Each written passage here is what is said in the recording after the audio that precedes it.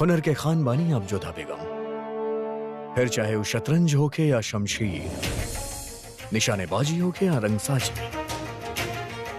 आप में हुनर के कमी नहीं खे। कमी तो रवा में भी ना बा। ताना मारे के होखे या आदेश, सतावे के होखे या हट जतावे के।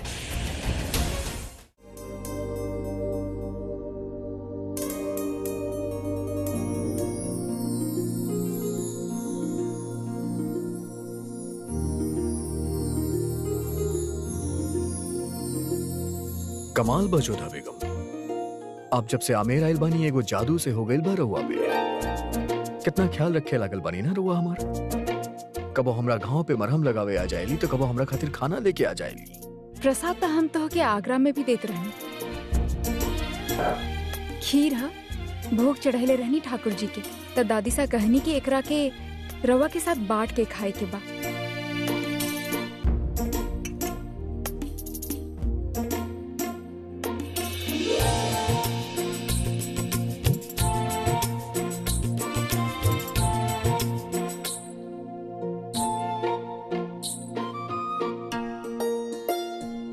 अब हम का गुनाह कर देनी जोधा बेगम जो ना आप हमके इतना हैरत से देखा तानी। रवा सदैव आपन धुन में ही रह लेना कि का कहलस रवा के कुछ ध्यान ना। अभी हम कहनी की प्रसाद के बांट के खाए के बाद रवा स्वयं अकेला ही खा गईला। खीर इतना लजीज रहे कि बात के हमके ख्याल ही न रहा। एक बात के और ध्यान न रहल रवा के, रवा जे भी खा ले पहले परोसे वाला ओके चखेला। आज रवा अपन ई नियम काहे तोड़ देला? हम पे विश्वास हो गइल बा रवा के?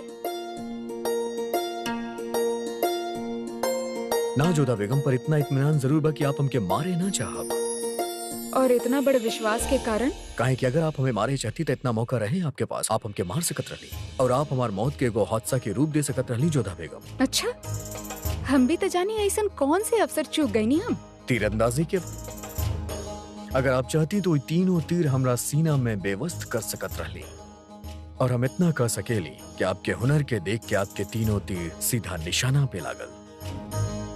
जोधा बेगम, हम आप राजवंशियन के 3 बात के बड़ा कायल बानी।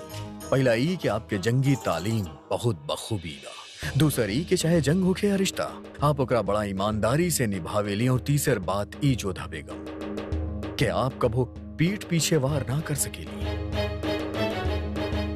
और एगो और बात जोधा बेगम, आप लोग तस्वीर बड़ा कमाल के बनावेली।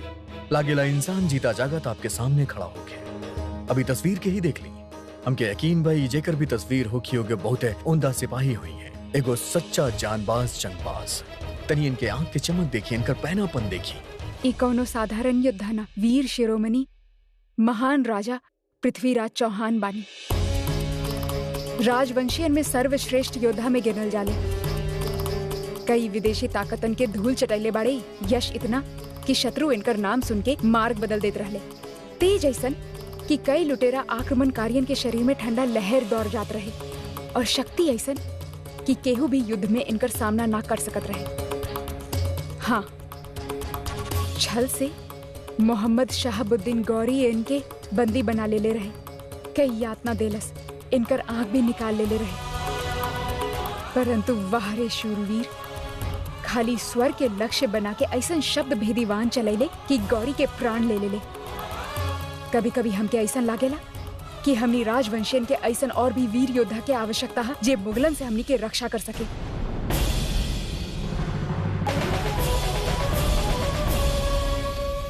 हमके क्षमा करिए शहंशाह, हमार मंशा रवा के ठेस पहुंचावे के ना रहे। इनकर प्रशंसा कई के हम इतना खो गए रहनी की अपन वश में ना रहनी।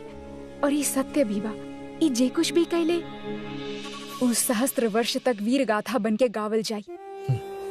बहुत खूब जोधा बेगम, आज हमके आपके एगो और हुनर के बारे में मालूम है, आपके बताई। हम मना करब तो रवा कौन से रुक जाई? कह दी।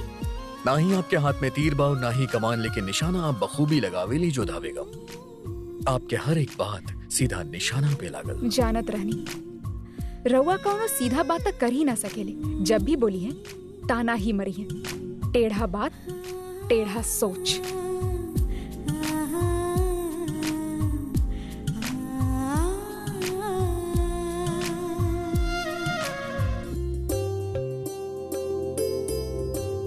देखा तो सुकन्या, तोरा खातिर कितना सब भेंट आइल बा।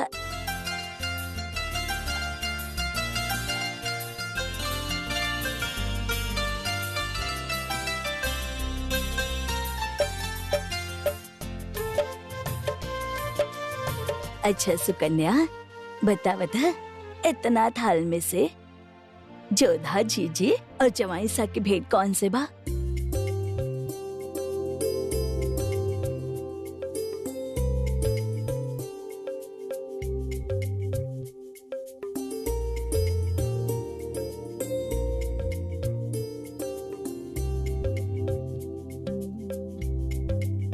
सुकन्या दुविधा में पड़ गई ली, ना बता पाई।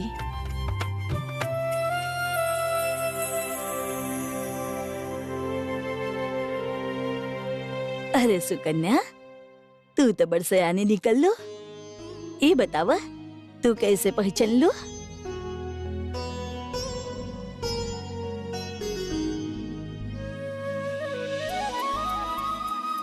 ये चूड़ी से दादी सा। जोधा जीजी, कुछ स्मरण भइल? तहार कांच की चूड़ी ना चाहिए। ये समझ ली कि हम अपन सबसे प्यारी चीज दे देनी तुके।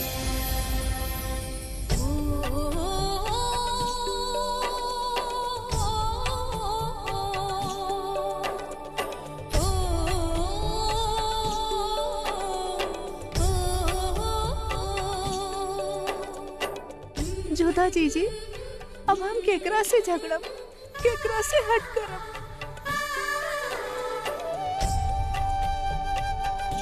सावधान!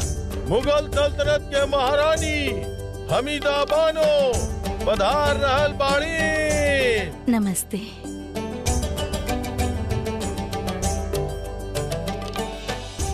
शहजादी सुकन्या खातिर मुगल खानदान के ओर से तोहफा कबूल करी महारानी साहिबा। धन्यवाद।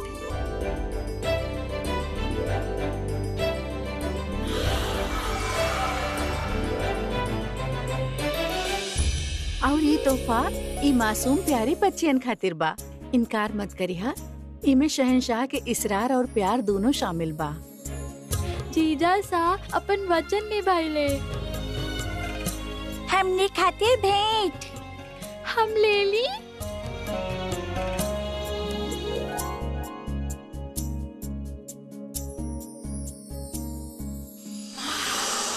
जीजा सा बहुत अच्छा बाड़े। कहानी भी अच्छा सुनावेले। एक बार तो बेचारे शहिंसा के पीछे वो बाघ ही दौड़ा देले रही।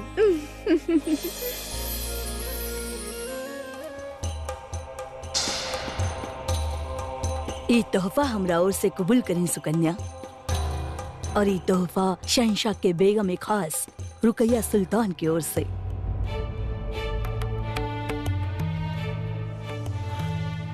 और ये शहंशाह के दूसरा बेगम सलीमा सुल्तान की ओर से।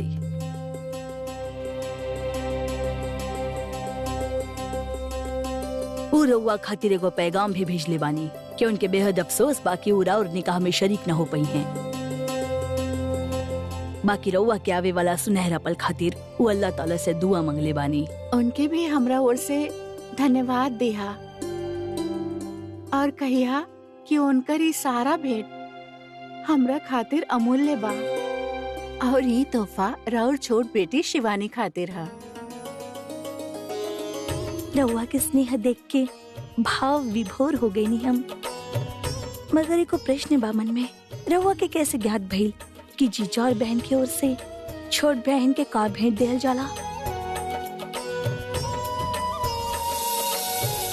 मासा, शहंशाह के जन्म एगो राजवंशी घराना में ही भइल रहे। उमरकोट के रानी अम्मी जान के बहुत अच्छा सखी बानी। अपन आँख के सामने उहे रानी सा के भतीजा के विवाह ही देख ले रहनी। यही से इनके सब कुछ ज्ञात बा। अब हमरा हो से तुच्छ भेंट स्वीकार करी।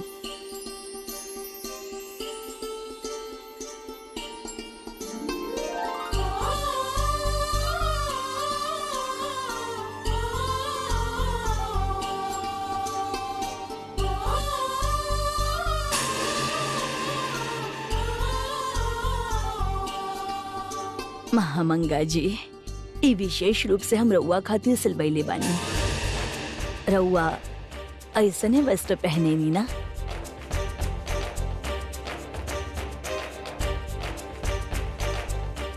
भेंट स्वीकार करी। राउरी तोहफा खातिर हम रउआ के शुक्रगुजार बानी।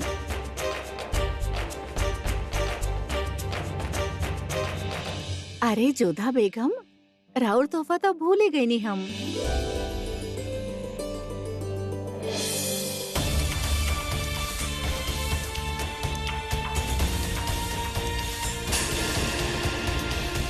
हमके हरा रंग खास पसंद बा, एकरा पहिनल नहीं।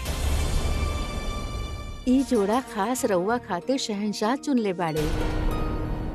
शहंशाह के मनपसंद रंग बाई। सुकन्या जीजी, एक बात भइल। जोधा जीजी के हरा रंग बिल्कुल पसंद नहीं खे। उनके सासू माँ की बात भी ज्ञात नहीं खे। रउआ लोग जलपान खातिर प्रस्थान करी।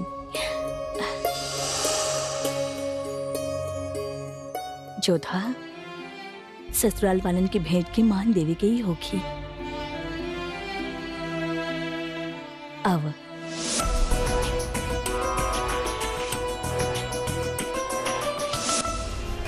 आई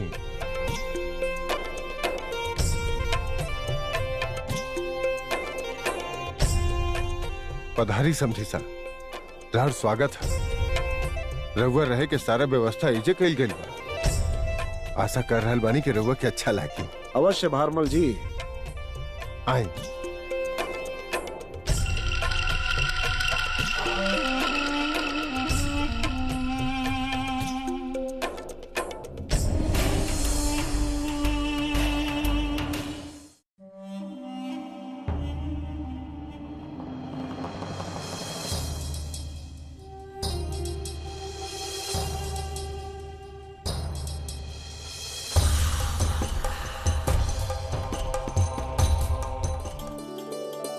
प्रणाम महामंगा जी। का बात था? रउआ हमके बुलाईनी? कौनो असुविधा तो नहीं खे न रउआ? बिल्कुल ना, हमार बहुत अच्छा ख्याल रखल जा रहल बा यही जा। देखी ना राउर दादी जान तो जाने ली हमके का पसंद बा, हम का पहने ली का नहीं खे। काबिले तारीफ बा राउर घर वालन के समझ। राउर वालिद के वालिदा जे तोहफा हमरा के देहले बानी, ओके देख के पुराना जख्म ताजा हो गई। तो सोचनू जख्म के मरहम लगावे खातिर रउआ के बुलावल जाए। हम समझनी ना। फिक्र मत करी, हम अभी ये समझावत बानी।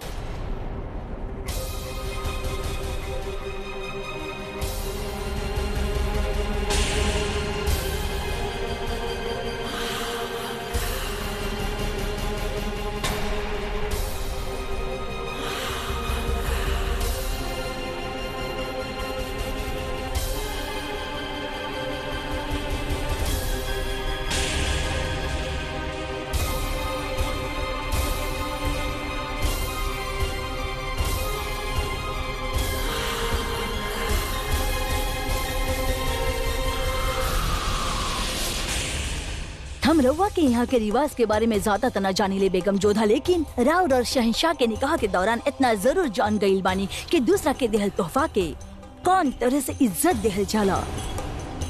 कुछ याद आइल?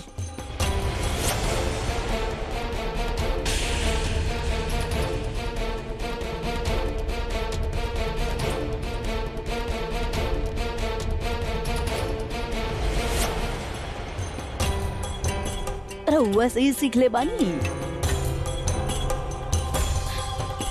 बहुत गुस्सा आ रहल बना रउआ के। हम के भी आइल रहे जब रउआ शहंशाह के देहल तोहफा सबके सामने जला दे ले रहलू। हम चाहती तो आमिर से देहल गई तोहफा की इहाशरा सबके सामने कर सकत रहनी, बाकी का करी, मुगल सल्तनत के वजीर आलिया बानी हम। सारा काम तहजीब के दायरा में रह के करे के पड़ेला हमके।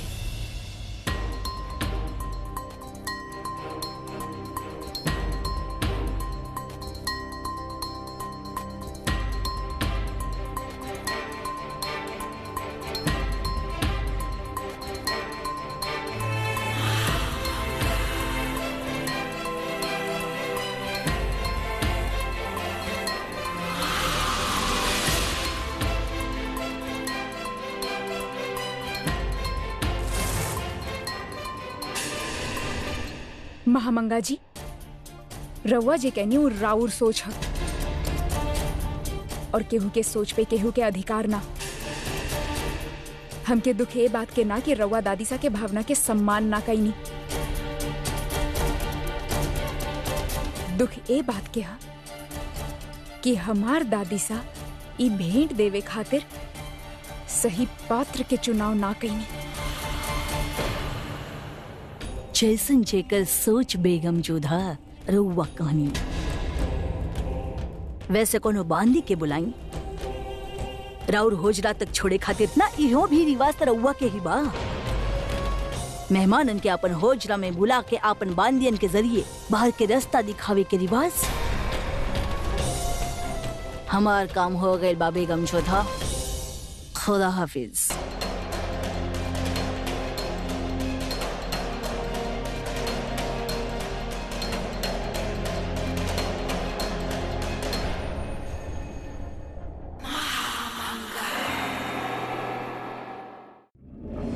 रउआ हमरा खातिर बहुत कुछ कैले बानी, बाकी का रउआ के अपन देहल वचन याद बा? कौन सा बात है? ओ किला के वचन जे रउआ हमके ए विवाह में भेंट में दिवले रहनी। बेशक याद बा।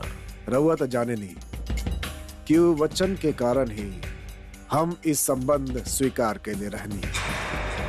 हम इस संबंध काहे स्वीकार करी जब सारा राजवंशी आमेर के साथ अपन संबंध तोड़ देने बड़ा। ऐसन में राजा भारमल के बेटी के साथ है अपन बेटा के विवाह कई के हम बाकी राजवंशियन से बैर काहे मोल ली। फिर ए विवाह से हमके कोनो लाभ ना, केवल हानि बा। यदि ए विवाह से हमके कोनो बड़ राजनीतिक लाभ मिल जाए तो पिताश्री रउआ रतनपुर के किला काहे नहीं खिले? शहंशाह भला हमके रतनपुर के किला काहे दिया?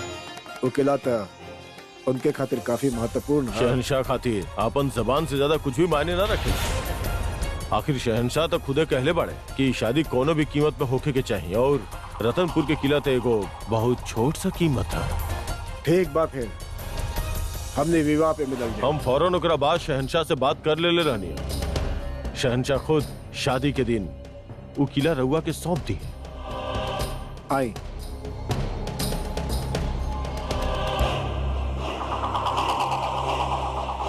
का तो वाकई जलाल से बारे में बात के लिए रहला? बेशक ना अदहम। तो ये सब कहा अब का होगी? अब जे भी होगी शादी का वक्त पता चल जाए।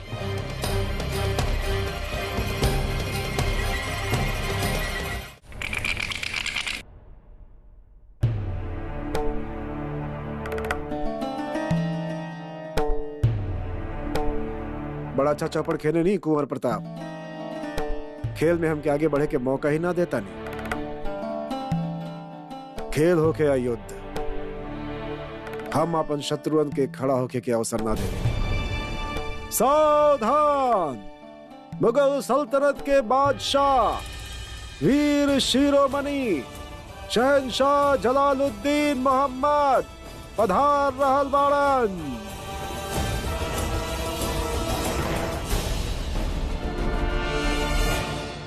आई जमाईसा, उत्सव प्रारंभ होखला से पहले ये सब चाहत रहले कि चौपड़ के खेल में दूधू हाथ हो जाए। खेल ही ऐसा बारा जा साहब कि केहू खुद के रोक ना पाई। वैसे हम भी खेल के शौक फरमाए ली।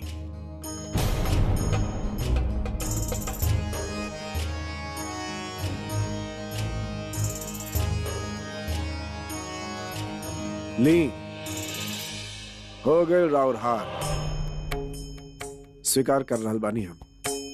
बहुत अच्छा चाल बा कुंवर। कुंवर प्रताप के हाथ में जादू बा। पासा वैसे ही गिरेला जैसन इनकर इच्छा हो खेले।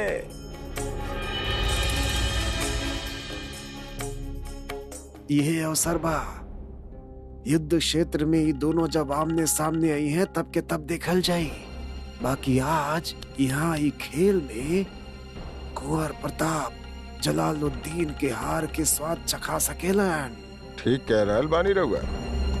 भारमल जी, यहाँ बैठल राजवंशियन में से केहू भी कुंवर प्रताप से टक्कर ना ले सकेला।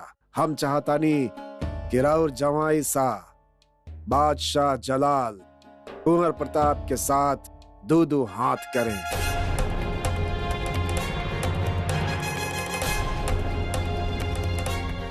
अब ना बहुत हो गई।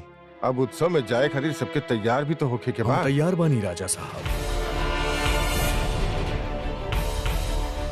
खेल खातिर भी और जश्न खातिर भी।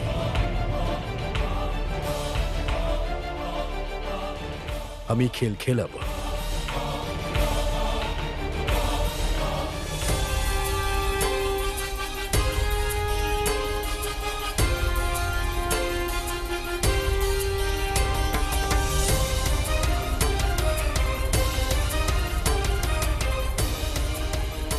कुंवर प्रताप पासा के अपन वश में करे जाने ले।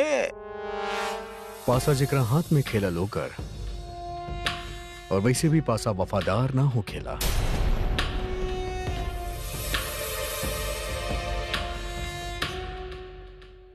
अगर शहंशाह यहाँ नहीं खाई तो अच्छा ही होगा।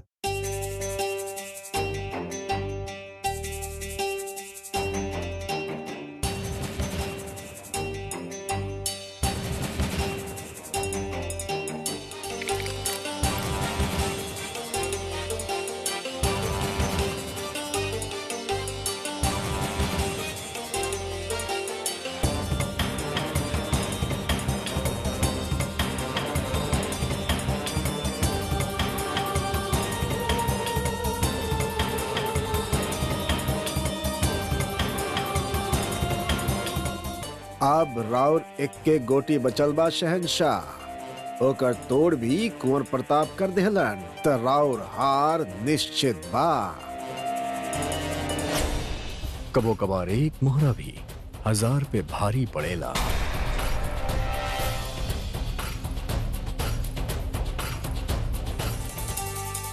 भगवान दास, तनाव बढ़त जा रहल बा। इ खेल के एजे रोके के पड़ी।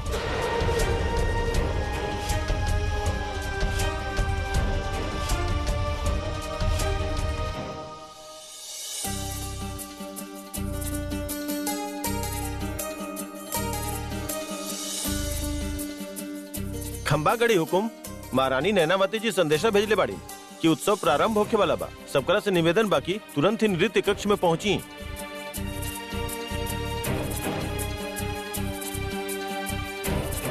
अब तक जाए के ही होगी। जमाई साहब, कुंवर प्रताप, रघुआ दोनों से विनती बा कि खेल के यही बराबरी पे समाप्त कल जाए। उत्सव आरंभ होके वाला बा।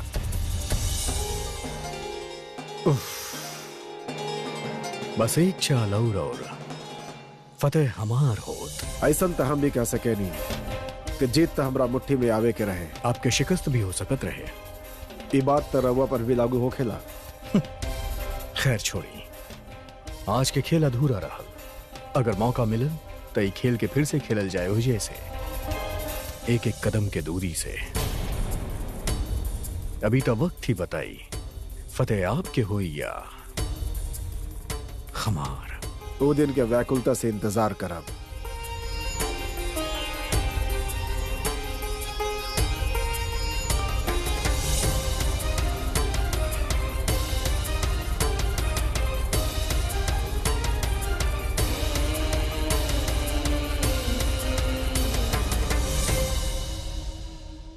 सब कायदे से तो बाना मोहतरमा।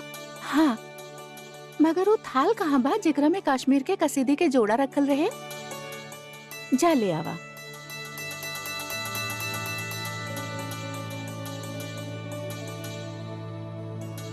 ये सब का बा? सुकन्या खातिर तोहफा बा। जोधा भाभी जान के यहाँ से बहुत बार हमनी के तोहफा आइल बा। हमनी के भी तब फर्ज बनेला ना। तो इतना कम तोहफा का है? आखिर जोधा बेगम के बहन के शादी बा। एक काम करो बख्शी बानो, तोहरा पास जे नीलम और पन्ना के हार बा उहो रखता। अच्छा लागल हमके कि रउआ खुश बानी। हमके तो लागल कि रउआ नाराज हो जाइए, मगर सलीमा बेगम के निकाह के वक्त जब उनके तोहफा देले रहनी तब रउआ नाराज काहे हो गइल रहनी? खामोश। आपन शौहर से सवाल करके तोहरा कोनो हक नहीं है, समझ लू। और ज्यादा खुश होके की जरूरत नहीं है, ये सब कुछ वापस आ जाए। शरीफुद्दीन जी कहाँ वापस आ जाए? आई आई जोधा बेगम, हम तो बख्शी बानो से कहत रहने की लड़की के शादी में तोहफा दियल सबाब के काम होखेला, खुदा 10 गुना करके वापस देवेला। आप हमके बुलाइनी बख्शी बानो? जी भाभी जान, सुकन्या खातिर हमने की ओर से तोहफा जात रहे, रउआ के इहे दिखावे चाहत रहनी हम। आई ना, सुकन्या के पसंद तो आई ना। ये सब के का आवश्यकता रहे? अम्मी जान पहले ही इतना कुछ दे देले बानी। वो तो ऊ देले बड़े, हमार भी तो कोनो फर्ज बनेला। फिर शहनशाह के बहनोई बानी हम, ये वजह से रउआ से भी तो खास रिश्ता बा हमार।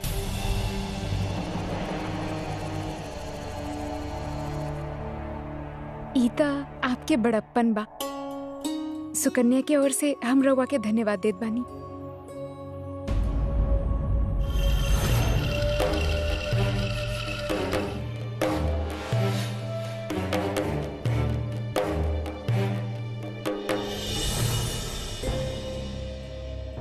गुस्ताखी माफ, हम रउआ से फिर एक सवाल कर रहल बानी।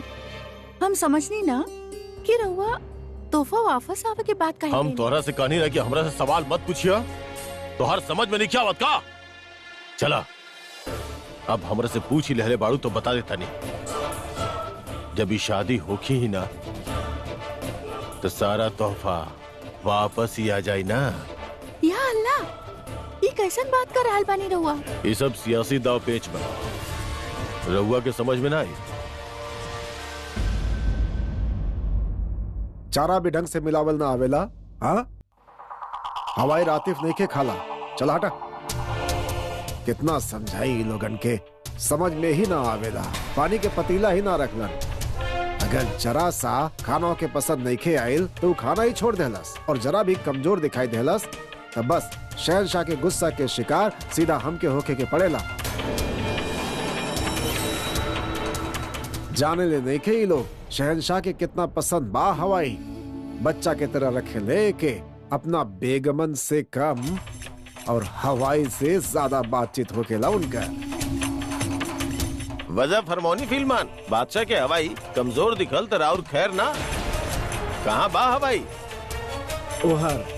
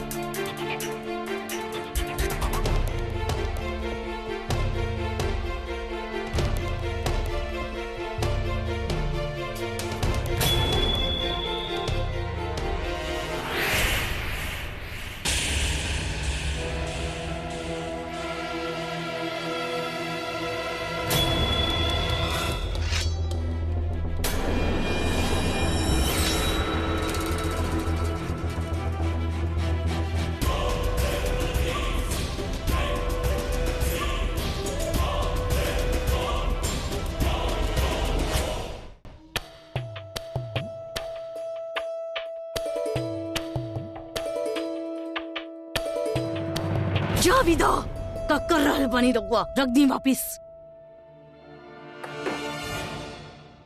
देखी ना सासू मासा, दादी सा हमरा के कितना खूबसूरत जेवर देले बनी। हम एक ही पहन के शाम के जश्न में जाइब। का कहनी अभी रउआ? हम एक ही पहन के शाम के जश्न में जाइब। ओकरा से पहले दादी सा ई जेवर हमके देली, सुंदर बाड़े। ओकरा से पहले सासू मासा, अम्मी जान, रउआ हमरा के सिर्फ और सिर्फ अम्मी जान कह के पुकारी है। अगर कोनो दूसरा नाम से पुकार ली तो नाम पुकारे के काबिल ना रही है रउआ।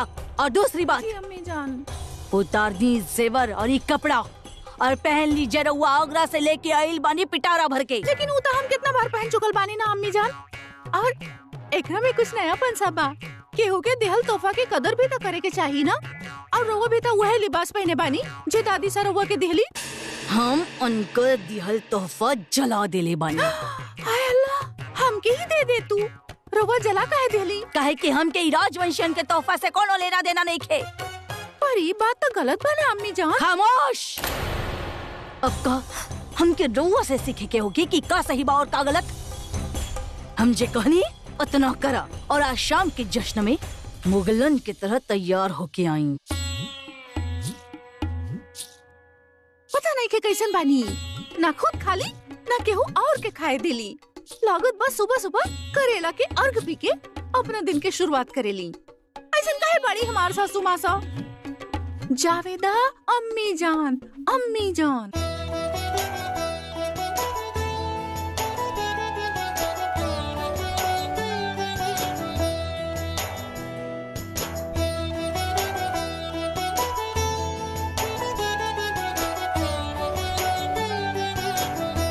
जवाई सा रउआ बाहर का कर रहल बानी, भीतर चली, उत्सव प्रारंभ होके वाला बा। रानी साहबा हम जोधा बेगम के इंतजार करत है। रउआ ना जानेली शहंशाह, स्त्रियन के श्रृंगार में बहुत समय लगेला। दर्पण सबसे अच्छा सखा होखेला उनकर। वजह फरमाइनी आप रानी साहब, लेकिन का करी, हम इंतजार करावे खातिर हम आईना के सर भी कलम ना करवा सकेली। ना ना, हम रउआ के ई तरह से प्रतीक्षा नहीं करे देवे चाहत बानी। हम अभी बुलावत बानी जोधा के। लिही, तू स्वयं आ गईली।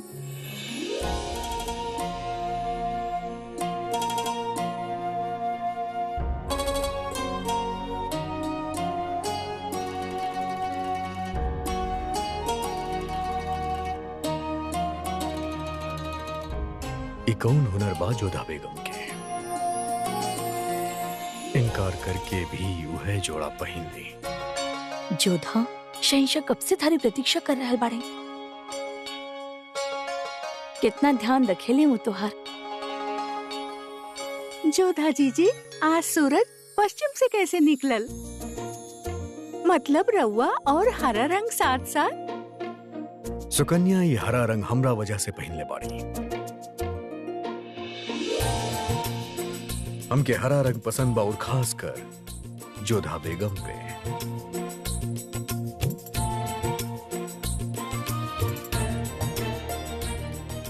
भीतर चली। आप अंदर जाइए, हम अभी आवतानी।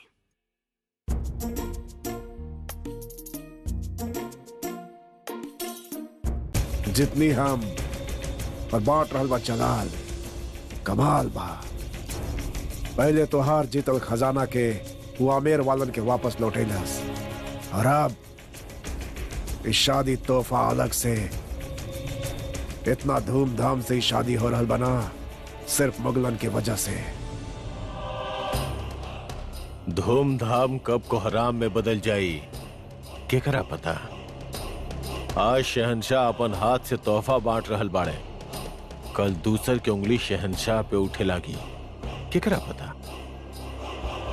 कोहराम तो मची या तो तुहार चाल से या हमार दांव से। दांव? अब कौन सा दांव खेल रहा तू? जलाल के जिंदगी के साथ खेलल हमार पुरान शौक बा। अधम हमके बतावा तो सही, कौन सा तीर मरले बाड़ा तू? जब निशाना पे लग जाई खुदे जान जाइबा।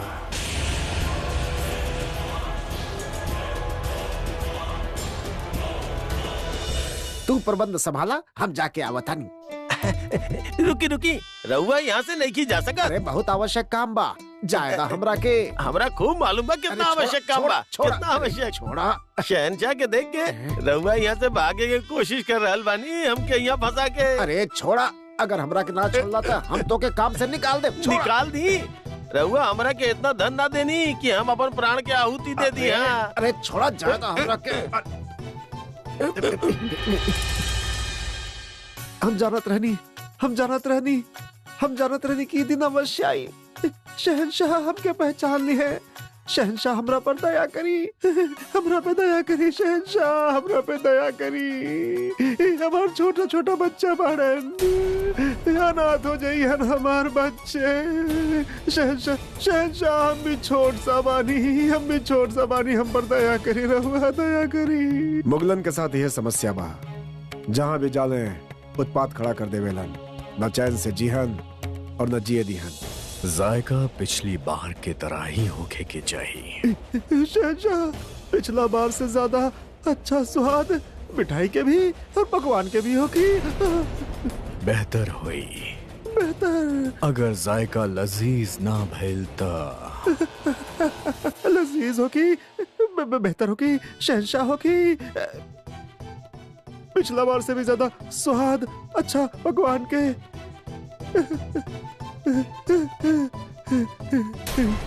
का देख रहा बड़ा तमाशा हो रहा बका। चलो चलो। शहंशाह ते हमके क्षमा कर देलन। अब मजा आई जलेबी छाने में।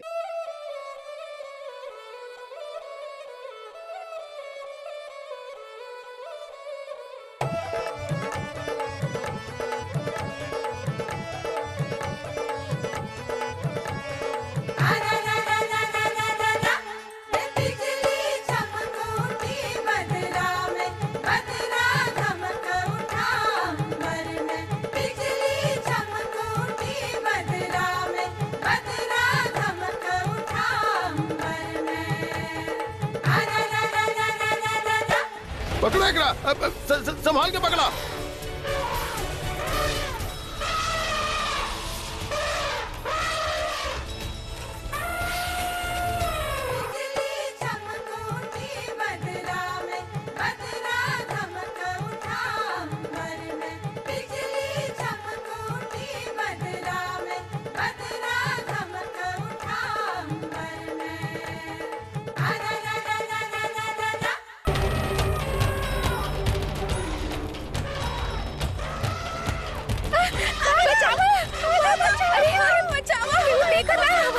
जल्दी कुछ करे के पड़ी, ना तो कोहराम मचा दी।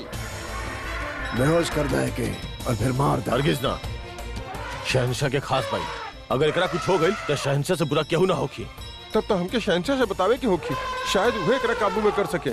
बजा फरमैला रहुआ, ये शहंशाह के बात मानेला, उहे के काबू में रख पई। जब तक शहंशाह अवतारण हमने के कुछ करे के होके। अधम कहाँ जा रहल बड़ा? अहमक हो गई भाई, मार दी तोहरा। हम जाना तानी कि हम का कर रहल बानी।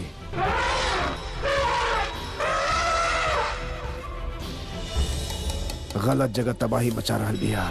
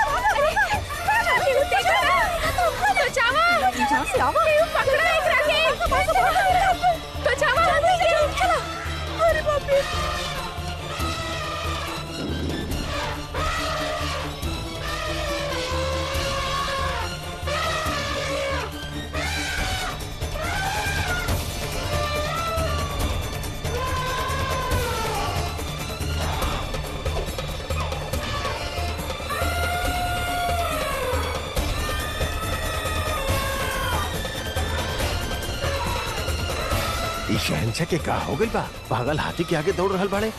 खुदा खैर करे।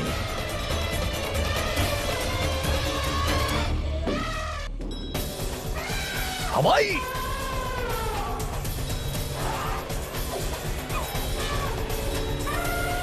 थाम, हवाई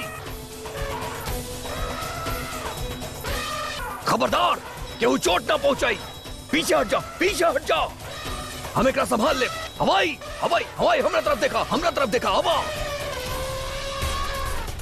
हवाई हवा, थाम थाम।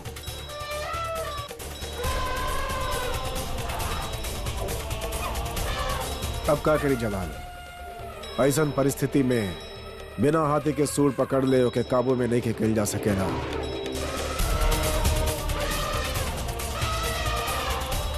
हवाई थम, हवाई।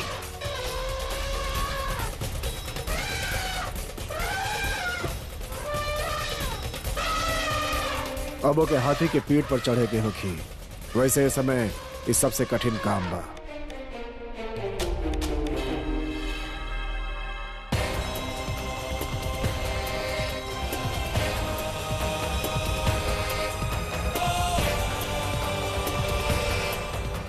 लागता जलाल के भी रउआ के तरह हाथी के बस में करे आवेला।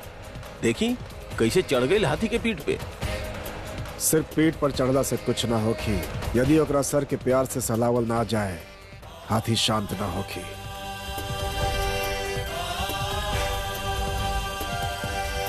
थाम हवाई।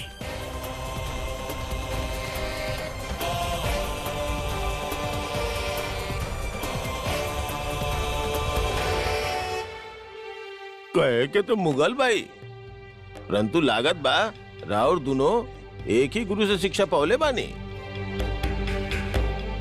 सावधान प्रताप, अपन शत्रु के शक्ति के ठीक से पहचानिया, काहे कि हो सकेला उ तोहरा से अधिक शक्तिशाली होके। शत्रु बा परंतु माने के पड़ी, बहुत अच्छी शिक्षा मिलल बा एकरा के। एक श्रेष्ठ योद्धा बा जलाल। शांत, एकरा केहू सजा ना देई, काहे की गलती एकर नहीं है। केहू एकरा साथे भद्दा मजाक कैले बा, एकर ख्याल रखल जाए। हम कल तक एकरा दुरुस्त चाहतानी।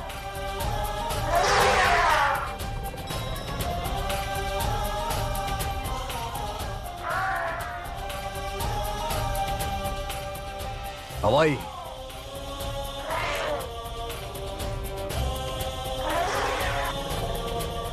के हमार हवाई के साथ ऐसा भद्दा मजाक कैलस।